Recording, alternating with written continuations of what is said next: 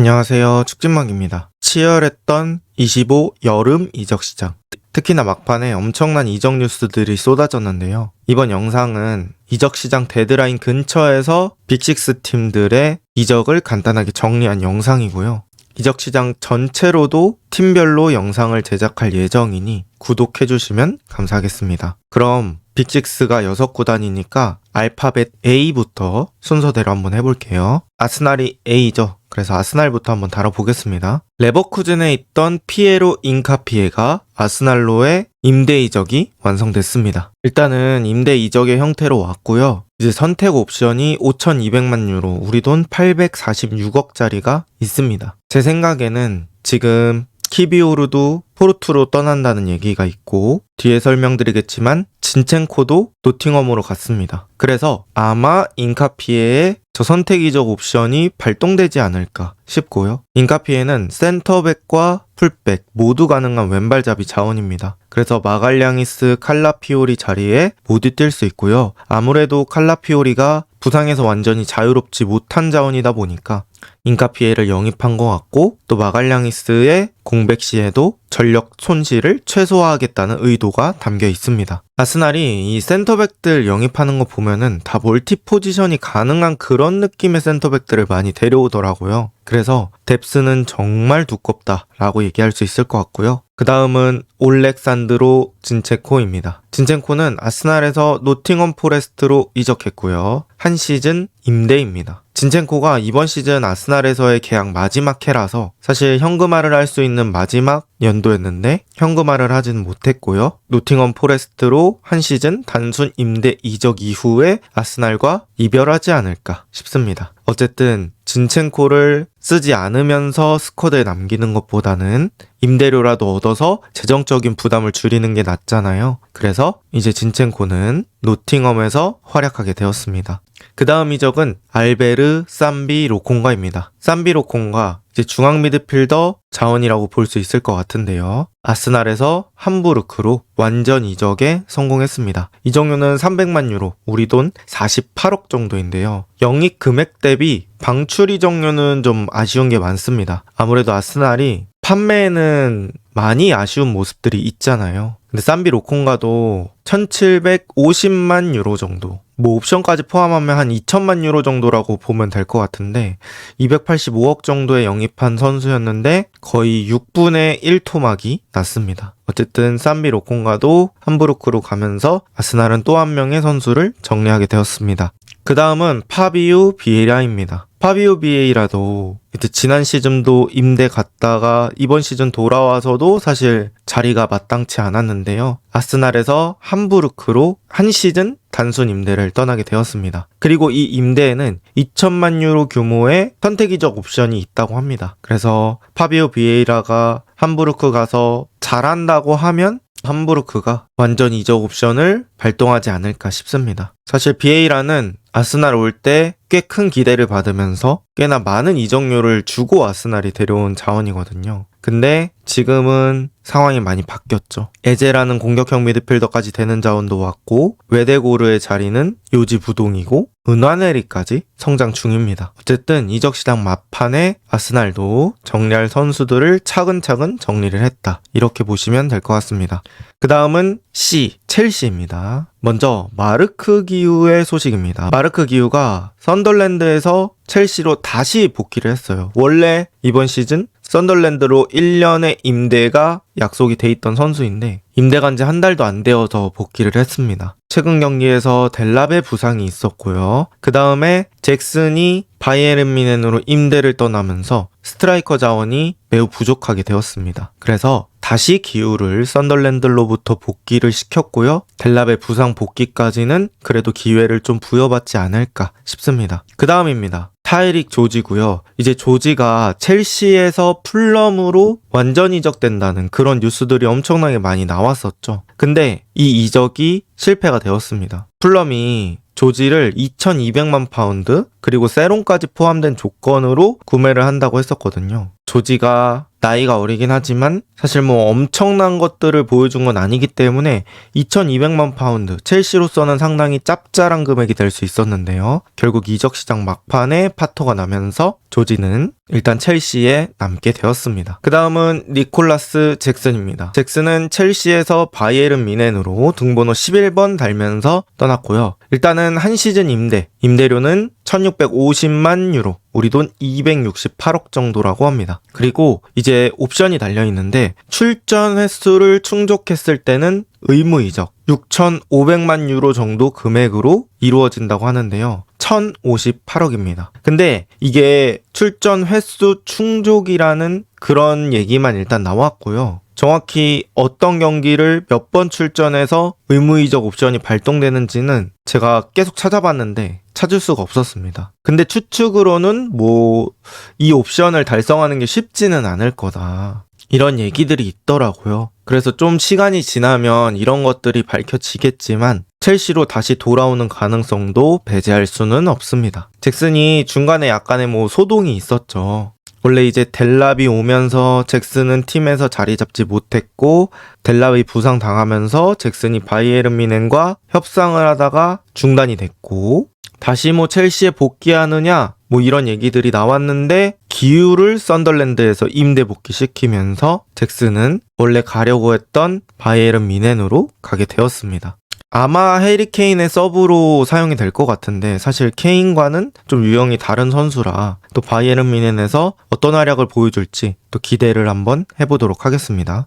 그 다음 선수 벤 치렐이고요. 첼시에서 스트라스부르로 이적을 하게 되었습니다. 2년 계약에 완전 영입을 하게 되었고요. 부상도 많았고 또 마레스카 이후에는 제대로 자리 잡지 못하면서 치렐은 말 그대로 잉여 자원이 되었는데요. 크리스탈 팰리스 가서도 이렇다 할 모습을 보여주지 못했고 결국에는 첼시의 위성구단인 리그앙의 스트라스부르로 떠나게 되었습니다. 어떻게 보면 벤 치렐이 약간 스털링이랑 비슷한 그런 입지였잖아요, 첼시에서. 아무래도 둘 다 좀 나이도 있고 그리고 고주급자 라인에 속하기 때문에 비슷한 느낌이 있었는데 결국 치렐은 저렇게 처리를 했고 스털링은 결국 데려갈 팀이 없었던 것 같습니다. 그래서 스털링은 잔류를 하게 되었고요. 그 다음은 L로 넘어왔습니다. 리버풀입니다. 리버풀은 알렉산더 이삭 오피셜이 떴습니다. 뉴캐슬에서 리버풀로 떠났고요. 완전 이적 6년 계약을 하게 되었습니다. 이적료는 1억 2,500만 파운드, 우리 돈 2,354억이라는 정말 어마어마한 이적료로 리버풀로 이적하게 되었습니다. 사실 리버풀이 이번 여름 이적 시장 비르츠도 내려오고 프림퐁의 케르케즈 거기다 이사까지 생각을 했을 때는 이거 잉글랜드판 갈락티코 아닌가? 라고 봐도 될 정도입니다.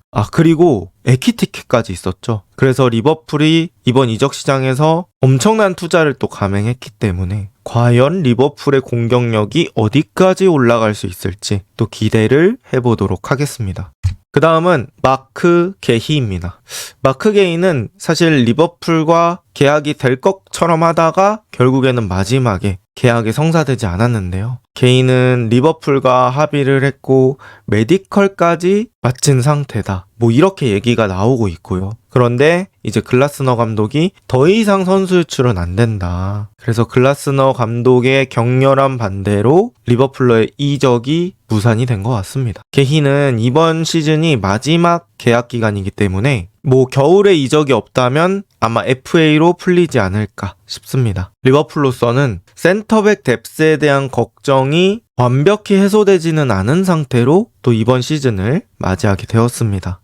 그 다음은 치미카스입니다. 코스타스 치미카스. 리버풀에서 AS 로마로 단순 1년 임대를 떠났습니다. 연봉은 로마가 부담한다는 이야기가 있고요. 치미카스는 케르케즈가 오기 전까지는 2옵션으로 활약을 했지만 케르케즈가 오면서 로버트슨에게 밀려 3옵션이 되었습니다. 그래서 이제 리버풀은 레프트백이 2명이 되었고요. 케르케즈와 로버트슨이 얼마만큼의 퍼포먼스를 뽑아줄 수 있는지 또 얼마나 부상 없이 시즌을 보낼 수 있는지 이런 것들이 중요해졌습니다.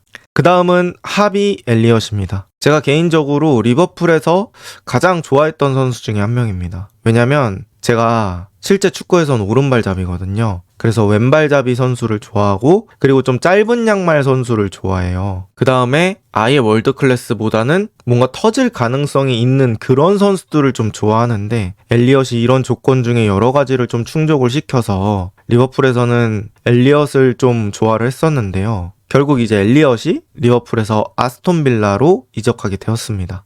일단은 임대 형태로 가는 건데요. 10경기 출전 시 의무 이적으로 바뀐다고 합니다. 그렇게 됐을 때는 이적료가 3,500만 파운드, 우리 돈 659억이고요. 세론의 바이백 조항까지 있어서 이제 리버풀이 또 나중까지 생각하는 계약이 되었습니다. 어쨌든 뭐 비르츠가 영입되기도 하고 또 비르츠의 서브로 소보슬라이나 커티스 존스 뭐 이런 선수들을 생각했을 때는 엘리엇이 옵션에서는 조금 후순위라고 봐야 될 것 같거든요. 그리고 이제 프리시즌에서도 엘리엇이 축구하는 모습을 보면 약간은 뭔가 보여줘야 된다는 부담 때문에 또 자기 플레이를 못한 느낌이 있었거든요. 그래서 아스톤 빌라에서는 또 기회를 부여받으면서 좋은 모습을 보여줄 수 있을지 기대를 해보도록 하겠습니다. 그 다음은 M입니다. 맨체스터 시티부터 하겠습니다. 첫 번째 골키퍼 소식이고요. 잔루이지 돈나룸마입니다. 파리 생제르맹에서 맨체스터 시티로 가는 게 매우 유력하고요. 오피셜은 아니고 현 시점 희위고까지 나온 상태입니다. 이적료는 3천만 유로, 우리 돈 488억이고요. 여기에 옵션이 좀 붙어 있는 것 같습니다. 맨체스터 시티의 선방 문제를 해결해줄 선수라고 보시면 되겠습니다. 사실 트래포드가 지금 리그 3경기 정도 치렀는데요. 실점하는 과정에서 트래포드의 결정적인 실수가 한 번 있었고 또 트래포드가 2부 리그에서 잘하긴 했지만 아무래도 돈나룸마의 이름값에 비해서는 좀 밀리는 감이 없지 않아 있기 때문에 돈나룸마가 온다고 했을 때는 맨시티의 주전이 되지 않을까 싶고요. 돈나룸마가 지난 시즌 파리 생제르맹이 챔피언스리그 우승하는데 아주 결정적인 기여를 했기 때문에 과연 맨체스터 시티에서도 그 좋은 선방 능력을 보여줄 수 있을지 기대를 해보겠습니다. 그 다음은 에데르송 모라이스입니다. 에데르송은 맨체스터 시티에서 페네르바체로 이적이 거의 임박했고요. 아직 오피셜은 나오지 않은 상태입니다. 이적료는 1,400만 유로, 우리 돈 227억 정도라고 예상이 되고 있습니다. 아무래도 돈나룸마를 데려온다는 거는 이제 에데르송의 처리가 거의 확실시 됐기 때문에 그 이적을 실행시킨 게 아닐까 싶고요. 에데르송은 트래블의 주역 중 한 명이었지만 이제는 시티를 떠나게 되었습니다. 그 다음은 마누엘 아칸지입니다. 아칸지는 맨체스터 시티에서 인테르로 이적하게 되었습니다. 일단 임대 형태로 이적을 하게 되었고요. 임대료는 87만 파운드, 우리 돈 한 16억 정도로 생각하시면 될 것 같아요. 근데 1,300만 파운드, 우리 돈 244억짜리 영구 이적 옵션이 달려있다고 해요. 이제 세리에서 인테르가 우승할 때 의무 이적이 발동이 되고요. 그 중에 아칸지가 경기에 50% 이상 출전할 때 발동된다고 합니다. 그래서 일단 우승이라는 게 또 쉬운 일은 아니기 때문에 영구 이적 옵션이 발동이 될지 지켜보는 것도 또 재밌는 포인트가 될 것 같습니다. 어쨌든 아칸지 시티가 그렇게 비싸지 않은 금액에 데려와서 나름 또 좋은 시즌이 있었기 때문에 여러모로 기여를 하고 가는 아칸지입니다. 그 다음은 일카이 균도안입니다. 일카이 균도안은 맨체스터 시티에서 갈라타사라이로의 이적이 매우 유력한 상태라고 합니다. 오피셜은 아니고 매우 유력한 상태로 알려져 있고요.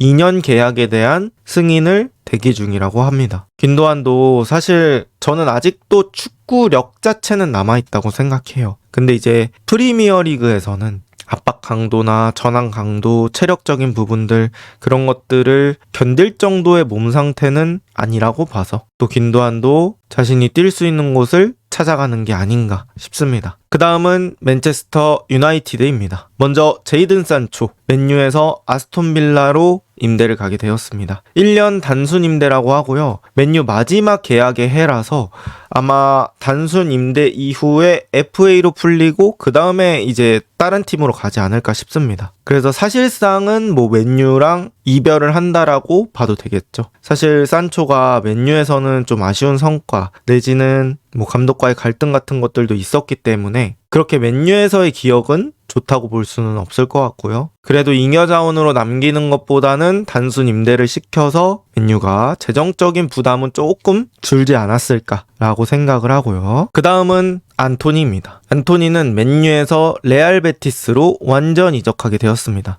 사실 안토니가 지난 시즌 레알 베티스로 임대 이적 가가지고 또 좋은 모습들을 많이 보여줬고 본인도 거기서 되게 축구를 재밌게 한다는 느낌을 받았습니다. 그리고 이제 그 임대 이후에 안토니가 레알 베티스로의 이적을 강력하게 원했던 것 같고 결국에는 2,200만 유로 357억 정도에 옮기게 되었고요. 한 가지 눈여겨볼 부분은 50% 세론이 달려있다는 겁니다. 그래서 안토니가 레알 베티스에서 다른 데로 이적할 때 레알 베티스가 이적료를 받으면 그 이적료에서 50%는 맨유한테 떼줘야 되는 거죠. 이 50%라는 숫자가 되게 파격적인데 이제 맨유가 원하는 이적료가 더 높았던 것 같고 베티스는 그 정도 줄 수 없다. 그 대신에 세론을 좀 늘려주겠다. 이런 식으로 얘기가 나온 게 아닐까 싶고요. 안토니는 지난 시즌의 활약이 결국에는 이적을 만들었습니다.